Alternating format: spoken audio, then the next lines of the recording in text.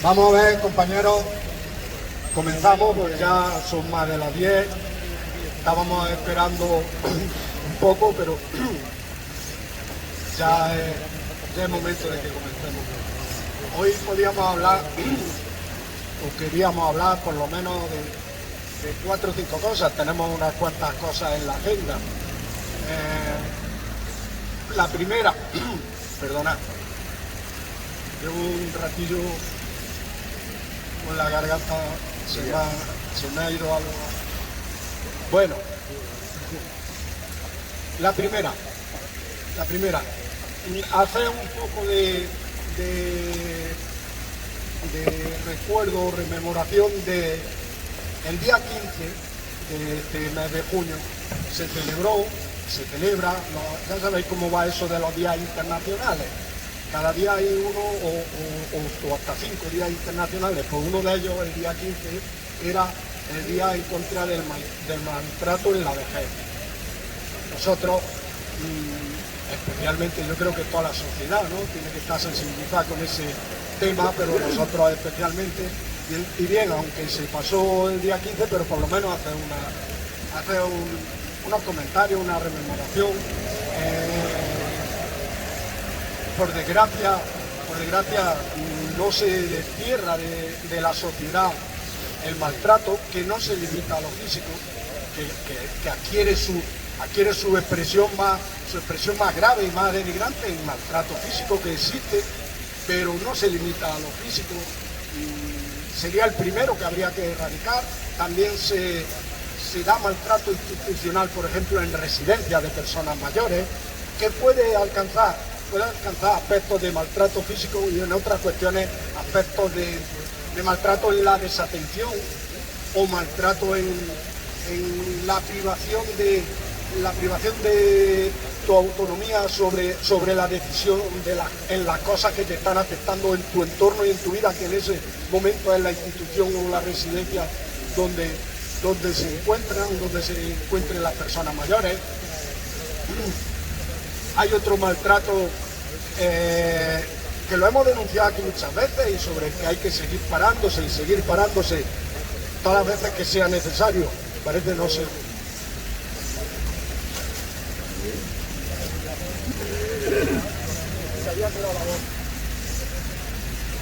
Se había quedado la voz un poco baja. Bueno, hay que seguir parándose. El maltrato,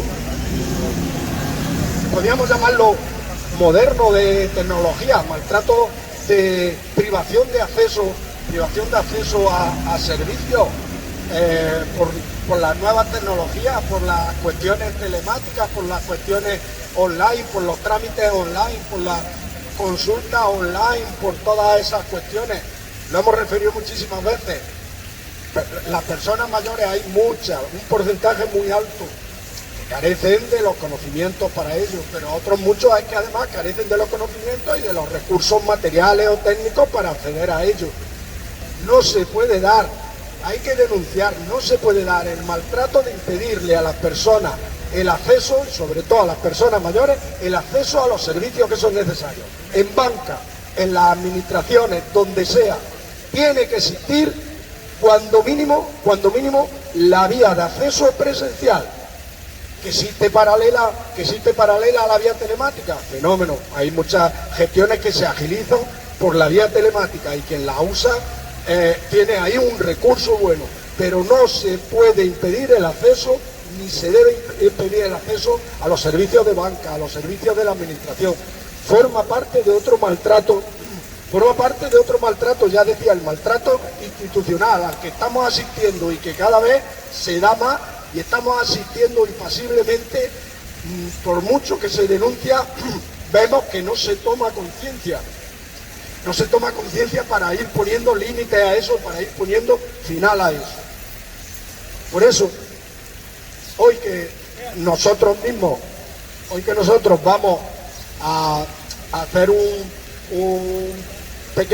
a dedicar un pequeño tiempo a reflexionar sobre esa cuestión, hablábamos también de maltrato, por ejemplo, en la privación a las personas de su patrimonio. Con frecuencia cuando las personas son mayores, viene desde las mismas entornos familiares.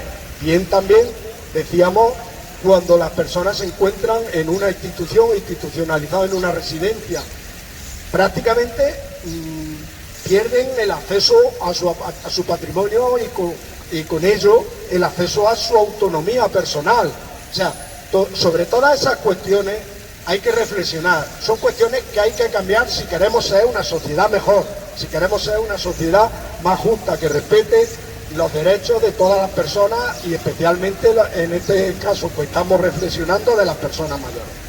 Por eso decía, conviene dedicar un tiempo a esto, hemos querido dedicar un tiempo a esta reflexión y ahora si queréis pues debatimos sobre ella. En segundo lugar,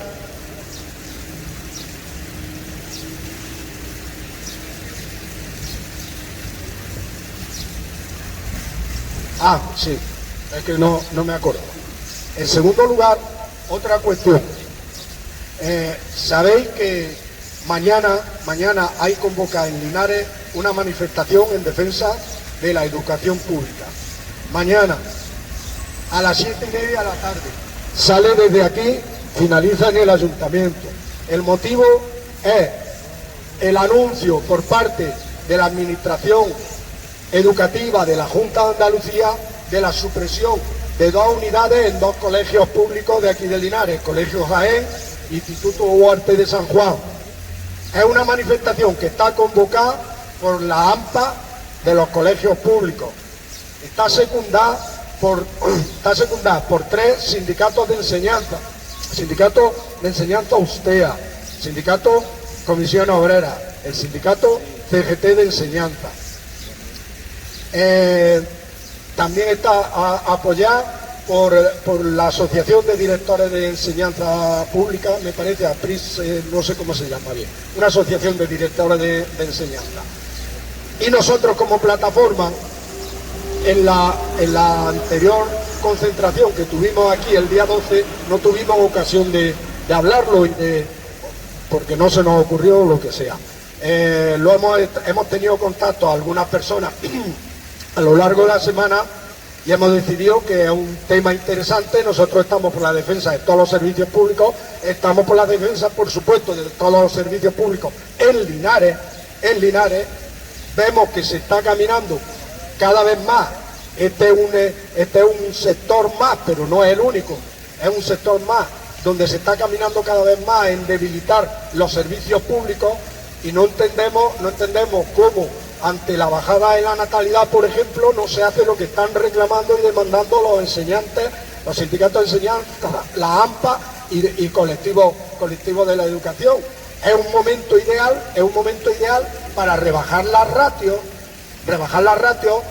que la enseñanza sea de más calidad, que los enseñantes puedan dedicar más tiempo a la educación de los niños y conseguir una enseñanza de mejor calidad. Lo que no es ocasión es para precarizar y mucho menos para suprimir unidades en la escuela pública, dejando las unidades de la enseñanza concertada. Aquí tenemos varios compañeros que han sido en su etapa laboral, han sido enseñantes, han sido también trabajadores comprometidos con la enseñanza pública, trabajadores comprometidos con los sindicatos de enseñanza, luchando en USTEA, en muchos sindicatos, por la enseñanza pública, y ahora si quieren ellos, que den una visión con mucho más conocimiento de la que yo puedo dar de la situación que se está abriendo en la enseñanza. Lo que decimos, por resumir, es que veíamos conveniente apoyar esta manifestación y os llamamos a todos los que podáis, que mañana a las 7:30 desde aquí iremos con nuestro cortejo, nuestra pancarta de la plataforma de pensionistas, apoyando a la enseñanza pública y en contra de la supresión de estas 2 unidades en concreto, de estas 2 unidades del Colegio Jaén y del Instituto Huarte de San Juan. Ese es el segundo tema del que quería que hoy habláramos.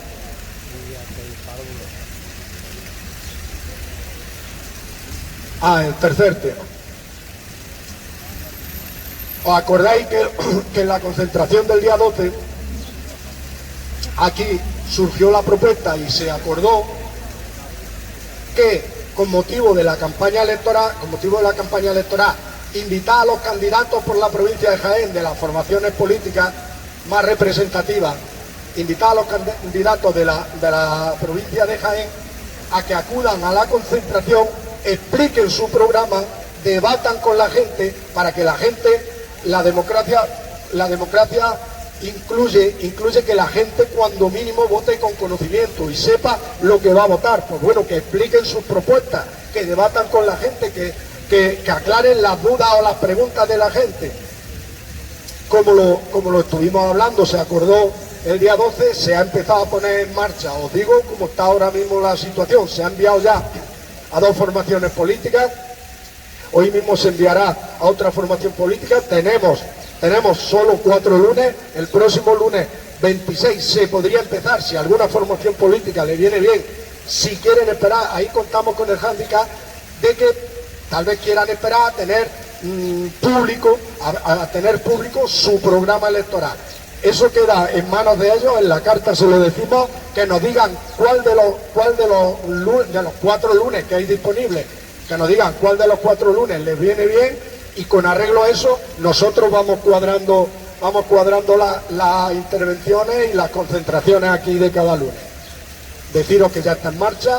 Hoy se enviará la invitación a otra formación política, y el próximo lunes o viene alguna, si alguna formación política ha elegido ese lunes, o si no, comenzaríamos el lunes día 3 de julio.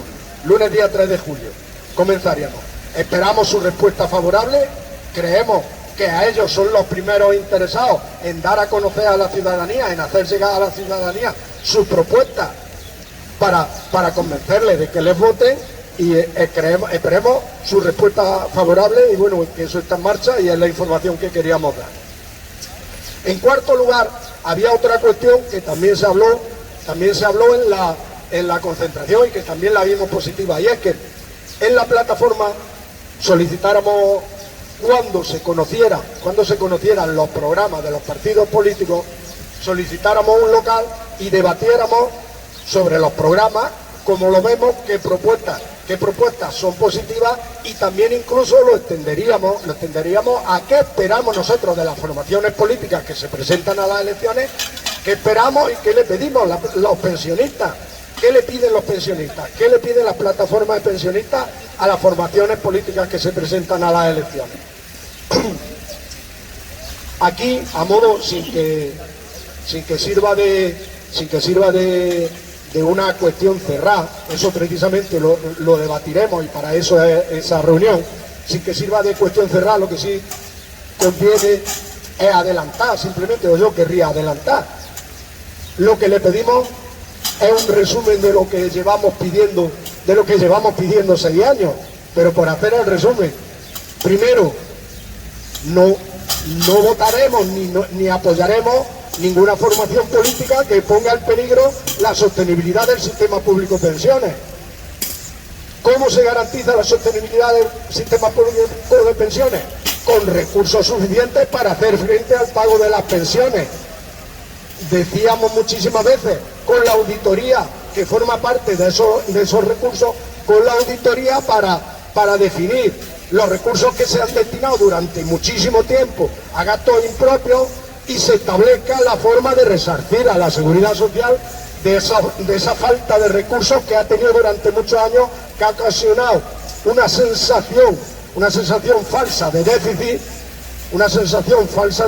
cuando no era real, si se hubieran utilizado los recursos de las cotizaciones para lo que son, para pagar las pensiones contributivas y para pagar los gastos sociales, se hubieran empleado los presupuestos de la Administración General del Estado, que es para lo que están. Cuestión que, por ejemplo, ahora, ya lo hemos debatido muchas veces, se está empezando a caminar.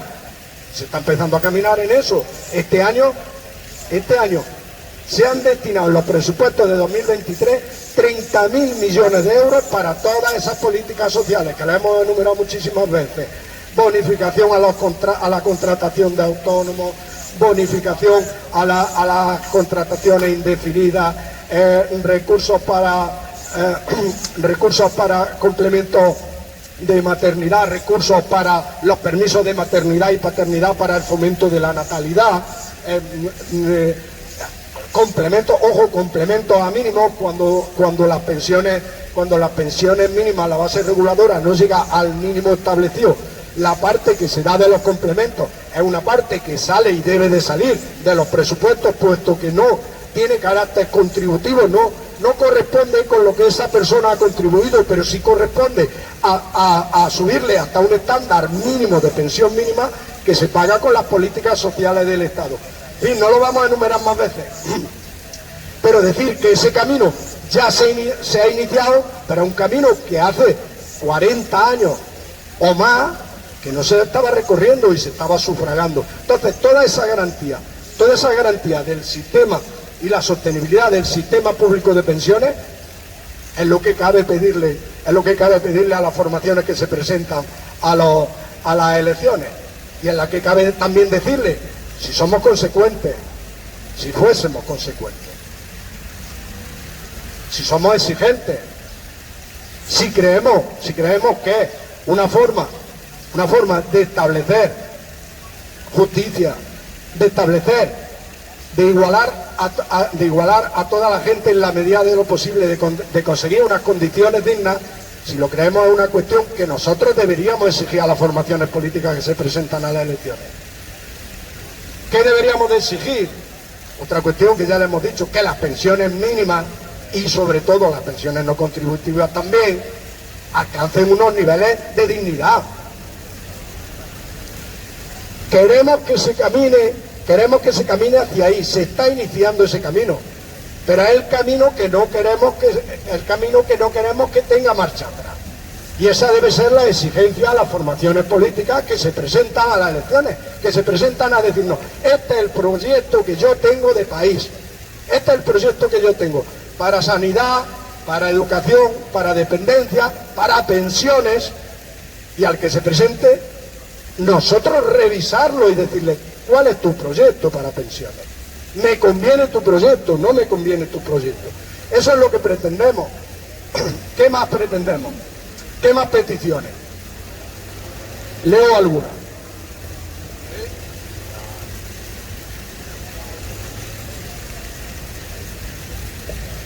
Habíamos dicho lo más importante, lo de la garantía de la sostenibilidad, que se garantiza sobre todo, no privándola de recursos y caminando hacia la separación de fuentes de financiación para gastos contributivos con las contribuciones de los trabajadores, fuentes de financiación para gastos sociales con presupuestos de la Administración del Estado. Separar los gastos, separación de fuentes de gastos. También, otra cuestión, para mejorar las condiciones de las personas que reciben pensión de viudedad, aumento del porcentaje sobre la base reguladora que queda cuando una persona se queda viuda y cobra pensión de viudedad. Aumento de ese porcentaje. Decimos, lo hemos dicho muchas veces, la mayoría de las pensiones de viudedad las cobran mujeres, pero es que la mayoría de las pensiones de viudedad no alcanzan ni las pensiones mínimas. Con la base reguladora no alcanzan ni los 400 o 500 euros. Si alcanzan luego los 650, 680, 700, dependiendo de las circunstancias, es con el complemento mínimo. Entonces estamos hablando de un aumento progresivo de esa base reguladora que las vaya situando en unas condiciones que permitan una vida con dignidad. No penalizar, que viene también en el aspecto de establecer justicia, no penalizar las jubilaciones anticipadas o reducir los coeficientes reductores de jubilaciones anticipadas con personas que llevan 40 o más años cotizados. Hay personas que con 40 o más años cotizados, con 44, con 45, se jubilan anticipadamente, algunos por voluntariamente, otros muchos de forma forzosa, porque en los últimos años de su vida laboral se han quedado desempleados y se ven obligados a jubilarse anticipado, reciben una penalización del 20, 24, incluso hasta el 30%, una penalización en su base reguladora. Esa penalización es de por vida. Esa penalización es de por vida. Creemos que se debe de hacer establecer unos criterios más justos, porque no establece justicia con personas, como decía, que han estado cotizando 40, 45 años cotizando, ya han contribuido bastante a la seguridad social, y luego reciben una penalización de por vida. Queremos que eso se mejore, que esa situación se mejore. Eso es lo que le pedimos a las formaciones políticas. Ojo, impedir, otra cuestión que le pedimos, impedir que con dinero de las cotizaciones de los trabajadores se financien los planes privados de empresa, impedir bonificaciones o impedir destinar una parte de esas cotizaciones de los trabajadores, separarla y no mandarla como hasta ahora a la Caja de la Seguridad Social, y mandarla a los planes privados de empresa constituidos con entidades aseguradoras, en entidades financieras en los bancos, incluso bonificándolo y creándole el marco con un macrofondo desde el Estado. En eso ahora mismo andan desde el Ministerio de Seguridad Social. En contra de eso estamos, en contra de eso hemos luchado, en contra de eso nos hemos manifestado, y en contra de eso vamos a estar, gobierne quien gobierne. Pero conviene, sobre todo si tenemos ocasión de advertirle a quien se presenta a pedirnos el voto, advertirle que por ese camino no vamos a ir.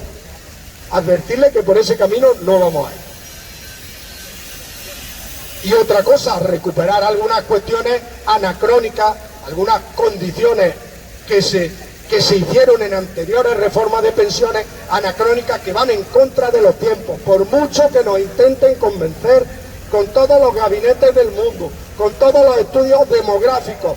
¿Y por qué digo demográficos? Porque dicen que con la pirámide de población cada vez va a haber más personas mayores y que entonces hay que prolongar la edad de jubilación.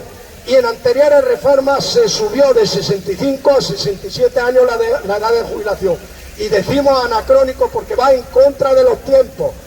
Los tiempos, con los avances tecnológicos, pero además con el desempleo juvenil que tenemos, sobre todo en España, no pueden caminar hacia que las personas ya mayores, al final de su etapa laboral, tengan que prolongar todavía 2, 3, 4 años más su vida laboral, y las personas jóvenes están desempleadas. Eso es contra natura, por mucho que nos quieran convencer todos. Y le vamos a pedir a todas las formaciones políticas que se presenten a las elecciones que eso se revierta. Nosotros decíamos derogar las reformas laborales de 2011. Lo de derogar es una palabra que ya sirve para todo, y hay que aclarar qué cuestiones, las cuestiones que queremos que se reviertan. Las cuestiones negativas de la reforma de 2011, por ejemplo, esa, que se vuelva a la jubilación hacia los 65 años. Por poner un ejemplo, ya digo, esto no quita el debate, no quita que se pueda hablar de estas, de otras muchas cuestiones, pero estas son las cuestiones que siempre hemos estado hablando, debatiendo, que han motivado nuestras movilizaciones, que han motivado nuestras manifestaciones en Linares, en Jaén, en Sevilla, en Madrid, donde sea, y que las van a seguir motivando, y que es nuestra exigencia a las formaciones políticas que se presenten a las elecciones. En este sentido, y ya con esto quiero terminar, en este sentido, por ejemplo, decir, eso es lo que cabría esperar, eso es lo que cabría pedir. Para mí, por ejemplo, el círculo nuestro que estamos estableciendo aquí en nuestra plataforma con nuestras concentraciones se está cerrando bien. Porque le decimos a las formaciones políticas que son, no se nos olvide, lo repetimos muchas veces, son las que luego se sientan en el Parlamento, forman parte del poder legislativo y hacen las leyes.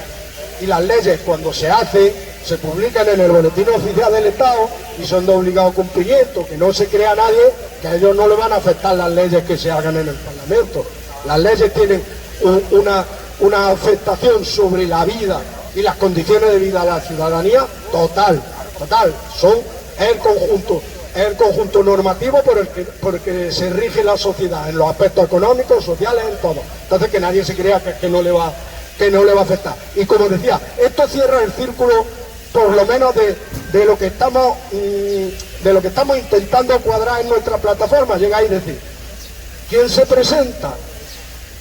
¿Qué programa tiene? ¿Qué idea tiene de sociedad? ¿Qué idea tiene en pensiones? ¿Qué idea tiene en dependencia? ¿Qué idea tiene en sanidad?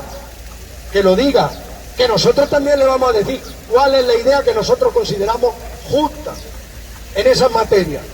Y luego en base a eso, que todos tengamos cuando mínimo un conocimiento mejor a la hora de votar, por si sirve, por si no sirve.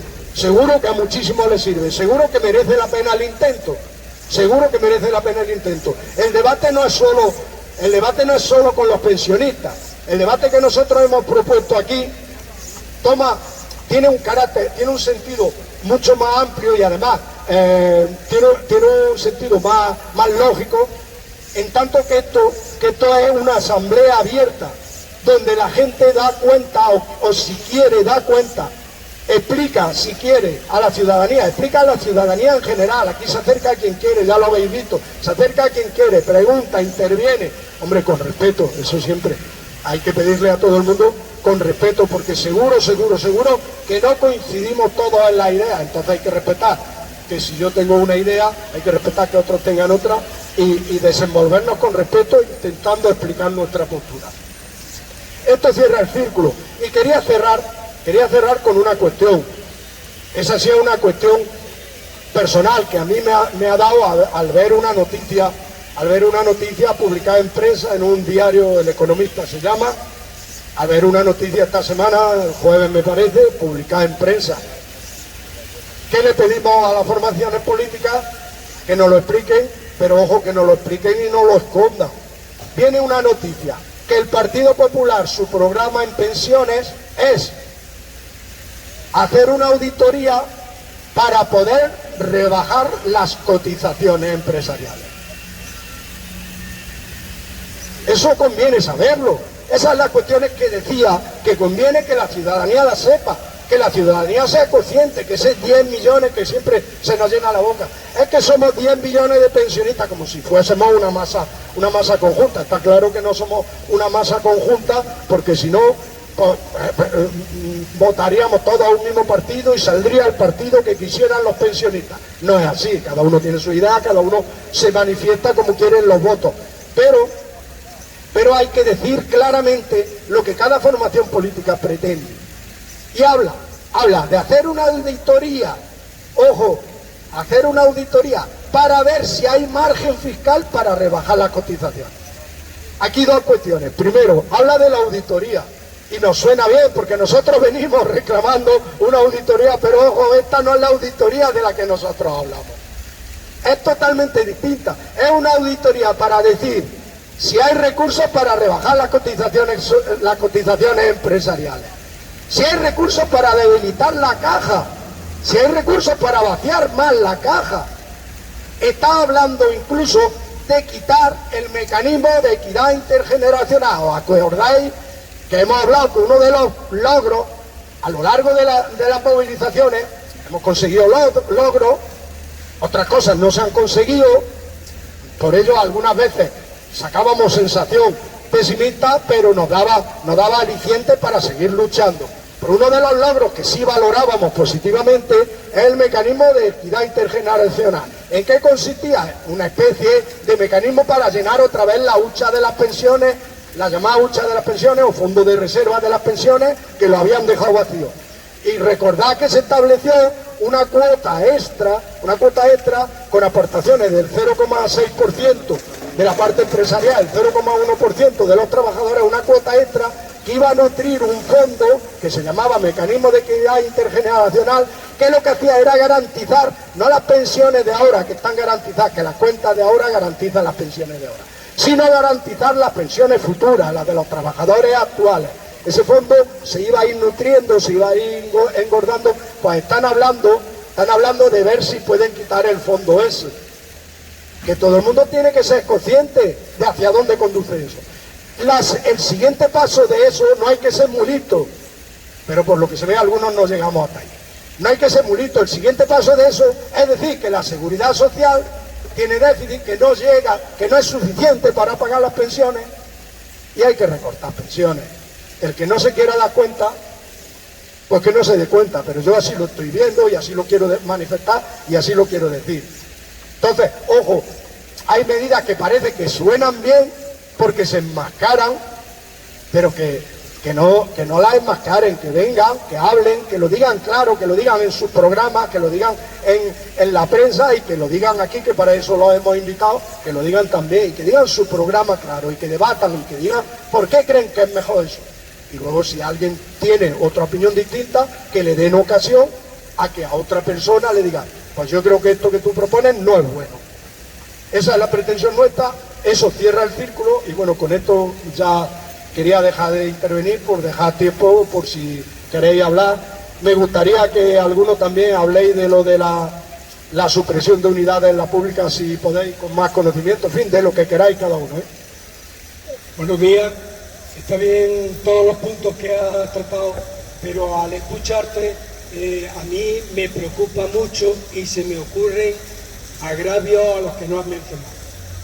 Está claro que el poder siempre sabe que lo que quiere es privilegios para el propio poder, y lo que hace siempre que puede es echar a pelear al conjunto de perjudicados. Echa a pelear a los pensionistas con los jóvenes, echa a pelear a los nacidos aquí con los que vengan de fuera, echan a pelear, si pueden, también a mujeres contra hombres, un montón del divide y vencerá. Voy a reflexionar sobre una cosa importante del cómo quieren estigmatizarnos, y lo están haciendo con los pensionistas, con los viejos. A veces no nos damos cuenta lo que está ocurriendo en los centros de atención a mayores. Desgraciadamente, muchas veces los cuidadores y cuidadoras no tienen conciencia de lo que están haciendo a las personas que tienen allí, porque a veces ni nosotros mismos tenemos conciencia de lo que nos están haciendo los mayores. Llegan y con muy buena voluntad dicen, hay que cuidar a mi abuelete. Y no, las personas mayores somos abuelos de nuestros nietos, pero no somos abuelos de los demás. Las personas mayores seguimos siendo ciudadanos de primera y hemos de defender ese papel de ciudadanos que desgraciadamente nos lo quieren arrebatar. Es imprescindible que la persona, al dejar de trabajar, que no solo porque haya perdido facultades, sino porque tiene que dejar puestos para que la gente joven trabaje, que es necesario que se haga por eso. Pero por dejar de trabajar no se han perdido las capacidades y se ha perdido mucho menos la experiencia que se tiene para enriquecer a esta sociedad. A veces llegamos y, estando en plenitud de forma, de conocimiento y de experiencia, nos apartamos a un segundo término que sí que corresponde para estar desde ahí ofreciendo nuestra experiencia para el que no la tiene. Pero cuando nos encontramos en una situación como la actual, en que las generaciones que tendrían que haber accedido al primer plano no lo hacen, quienes estamos en ese segundo, de vez en cuando tenemos que asumir ese protagonismo que desgraciadamente no asumimos, que nos estamos dando cuenta que el paso de los acontecimientos están perjudicando radicalmente al bienestar que habíamos conseguido. Es imprescindible que tengamos conciencia de eso, que las personas mayores, como muchos científicos, a veces estamos en plenitud de rendimiento para el bien social. Es imprescindible que tomemos conciencia de eso, que las mejoras conseguidas no nos las sigan robando. Hay otra cuestión, y ha dicho muy bien Ildefonso, con el tema de la educación. Desgraciadamente, la educación también es un terreno de echar a pelear unos contra otros. Resulta que efectivamente la persona por el hecho de nacer, es una persona y un ser humano que debiera de tener la oportunidad de relacionarse con los grupos de los demás. Sería y es imprescindible que los ricos y los pobres se pudieran relacionar, porque en cada colectivo no es un colectivo homogéneo. Entre los ricos hay personas que tienen conciencia y que si conocieran directamente lo que piensan los pobres, probablemente no tendrían esa actitud egoísta que es normal. E incluso entre los pobres, si tuvieran la posibilidad de relacionarse personalmente con bastante ricos, tendrían conciencia de que tampoco los ricos es un colectivo cerrado, pero igual. En ese sentido, hay que conocer que lo que se está haciendo con la educación es precisamente separar una parte de la población educada de sí entre los demás. Y encontramos en el camino un montón de inconvenientes. El primero y principal, probablemente, sigue siendo el ideológico, el separar, incluso con dogmas, a la propia ciencia, que tendrían que ser los sistemas escolares los responsables de abrir la mente de los ciudadanos para que cuando lleguen a la ciudad lo sean plenamente. Desgraciadamente no es así. Prácticamente desde los 3 años, desde la guardería, ya empiezan con la Santa María, empiezan con los dogmas que cierran la posibilidad de abrirse a la ciencia. Y ahí es donde empieza todo. Nos encontramos además que tiene una serie de inconvenientes a las que accedemos muchas veces. Esas personas que porque tenemos 4 perras gordas más, nos creemos que ya hemos dejado de ser trabajadores y estamos en esa clase media y queremos juntar a nuestros hijos con aquellos de medio pelo, porque el refrán de dime con quién andas y te diré quién eres. No tenemos el valor de enseñar en nuestra familia la memoria de dónde venimos y los entregamos a los hijos a ese lugar donde se amalgaman siempre a adorar al poder del dinero, al poder de los privilegios. Y eso es lo que está ocurriendo fundamentalmente en la educación. Y no nos damos cuenta de que en la educación hay 2 objetivos principales. Uno es el ideológico, pero otro que es inmediatamente igual, que es el económico. Desgraciadamente, incluso personas que tendrían que saberlo, ni se han leído la Constitución. La Constitución tiene un artículo 27.4 que dice que la educación básica tiene que ser completamente gratuita y obligatoria. Y desgraciadamente, cuando es una educación, una escuela concertada, en ningún sitio, casi en ningún sitio de los centros concertados es gratuita, porque de una u otra manera las familias pagan también dinero. Ha dejado de ser constitucional como tal. Y resulta, pero no solamente con eso, sino que además está el negocio desaforado que viene ocurriendo en ciudades grandes.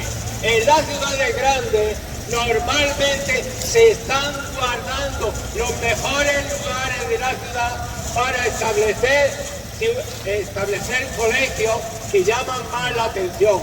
Y sin embargo, los barrios se van dejando de tener la atención que es necesaria y se van convirtiendo en guetos.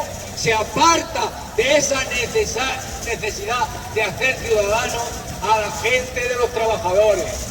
Pero no solamente eso, sino que con el dinero público también, además de regalar esos lugares, se le da dinero para construir colegios, centros educativos con cualidades y con instalaciones especiales.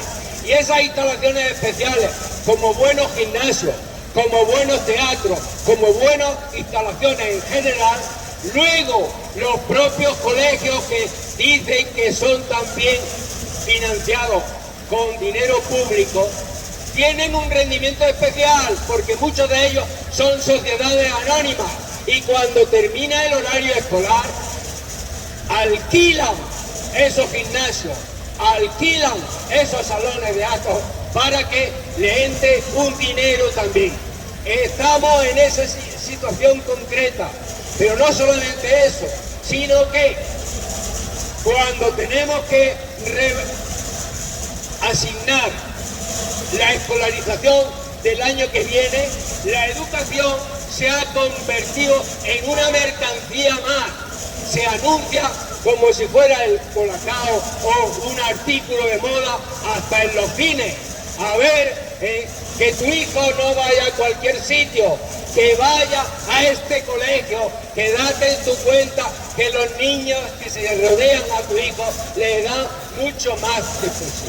Esa es la situación concreta y aparte de los dogmas que hemos hablado antes, ya viene ese tipo de negocio, de segregación, de separar precisamente a los que los niños en su ingenuidad, en las primeras edades, no han establecido esa barrera que la sociedad viene a establecer entre lo uno y lo otro. La disgregación, el odio, la separación entre personas. Estamos rompiendo la ciudadanía que es necesaria. Esa es la cuestión que vamos a ver mañana, porque en el Colegio de Europa no nos dicen, y es mentira, ayer estuve hablando con una maestra, compañera de allá, que no le han permitido admitir allí sus solicitudes porque le han determinado ya desde el principio que hagan unidades mixtas de segundo, primero y segundo, tercero y cuarto, y así de manera encubierta, porque dicen que no van a uno. Es mentira, porque le han obligado a no admitirlo, le van quitando unidades. Y lo mismo que eso están haciendo con los institutos. Lo que quieren precisamente en ciudades de a partir de 10 o 15.000 habitantes es que cada día haya menos centros públicos. Verá usted cómo no hacen lo mismo en los pueblos de 5.000 habitantes. Eso se los dejan precisamente a la pública. Igual que tampoco le obligan a los centros concertados a que atiendan tampoco a los alumnos con necesidades educativas especiales. Eso no lo vienen haciendo y eso perjudica también esa imagen que se quiere dar de el tipo de ciudadano normal, como si el ciudadano normal existiera, porque el ciudadano no deja de ser normal, o por lo menos con los mismos derechos, si tiene una minusvalía de cualquier cosa. Pero esta sociedad ingrata que necesita para el ciudadano para ser, tiene que ser un lobo estepario que lleve una coraza que lo defienda de tanta trampa como se tiene rodeado. Esa es la realidad que mañana tenemos que defender y que lo expliquemos, que lo digamos en lo que está pasando en nuestro entorno, porque de alguna manera también nosotros en nuestra familia hemos renunciado a explicar, a transmitir nuestra herencia a nuestros hijos y a nuestros nietos. Esa es la función que tendríamos que hacer. Se ha dicho también, se ha seguido con el tema de la invitación aquí a que vengan a explicarnos. Desgraciadamente tenemos ya mucha experiencia para no hacerlo. Una vez caímos en el error de pensar que aquí podrían entrar todos los partidos como si todos los partidos fueran demócratas. Desgraciadamente sabemos que es una carencia en este país, que hay una mayoría conservadora que no acepta la democracia, que cuando se le contraría le pegan una patada al charnaque y rompen con ella. Y cometimos un gran error en aceptar que aquí viniera Vox, como lo han cometido las fuerzas políticas que se creían democráticas. No, se cometió el error de blanquearlo. No debió de hacerse nunca, ni en España ni en Europa, dar la vitola de demócrata a quien no lo es, quien entra en la casa de la palabra con el insulto, con la mentira y el ataque premeditado. Esa es la cuestión fundamental. Y cuando hablamos aquí de que vengan a explicarnos su programa, también sabemos perfectamente que nos estamos contradiciendo. Tenemos experiencia suficiente cuando han venido aquí no a explicarnos su programa, sino a decirnos lo que queríamos escuchar. No, los programas los tienen escondidos, como muy bien ha dicho el compañero. No podemos engañarnos, porque no valen las normas democráticas para quienes no son demócratas. Eso tenemos que tenerlo muy claro, muy consciente, y decir en cada momento lo que hay que decir, que desgraciadamente no lo hemos dicho y ya lo estamos sufriendo. Esa es la realidad que hay que gritar, y hoy me estoy exaltando especialmente porque me quema dentro de mi conciencia los errores que hemos cometido. Perdonad. ¿Y alguien más? ¿Alguien más quiere decir algo? Bueno, si no quiere nadie decir nada, lo dejamos por hoy. Quedamos emplazados para el próximo lunes 26 aquí. Pero lo más importante, mañana por la tarde a las 7:30, parte desde aquí, manifestación en defensa de la enseñanza pública. Lo único es remarcar en ese aspecto. Una de las cuestiones también por las que nos manifestamos es que aquí hay colegios públicos que se han ido dejando desaparecer. ¿Por qué? Pues si yo le quito una unidad de 3 años, la de infantil de 3 años, le quito esa unidad a un colegio, en un principio el colegio sigue funcionando con esa unidad menos. Al año siguiente, cuando toca subir a 4 años, ya no hay niños de 3 años para subir a 4 años. Entonces le estoy poniendo una fecha de caducidad a ese colegio.